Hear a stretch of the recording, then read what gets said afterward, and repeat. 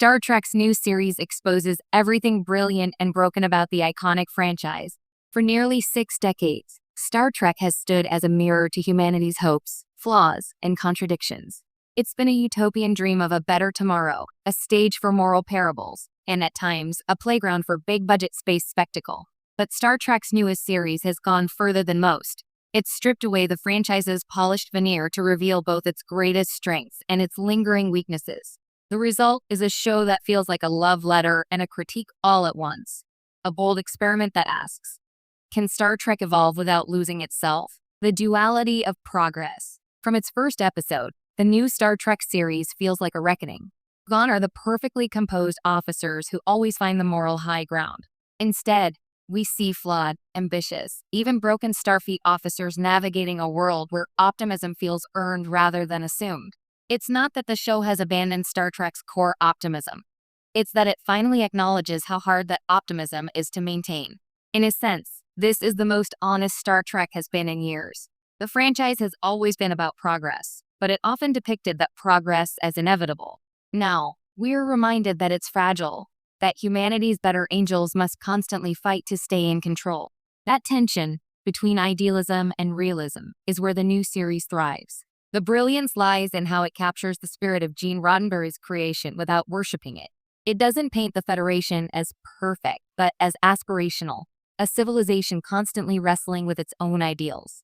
In that struggle, Star Trek feels more human than ever. When optimism meets bureaucracy, one of the new series' most striking elements is its portrayal of Starfleet itself. For decades, Starfleet was the dream job, a meritocratic organization where science, diplomacy, and compassion reign supreme. But the show peels back the curtain to reveal the politics, red tape, and moral compromises that come with running a galactic empire. We see captains question orders that seem more about optics than ethics. We see admirals balancing diplomacy with self-preservation. And we see junior officers, idealists raised on tales of Kirk and Picard, discover that heroism in the 24th century is often about knowing when not to act. In exposing the cracks in Starfleet's foundation, the show also exposes a core truth about Star Trek. Its utopia has always depended on who gets to tell the story. By showing us the voices at the edges, the scientists, the outsiders, the morally conflicted, the series makes Star Trek's world feel bigger and more nuanced than ever before. The brilliance of character-driven Trek.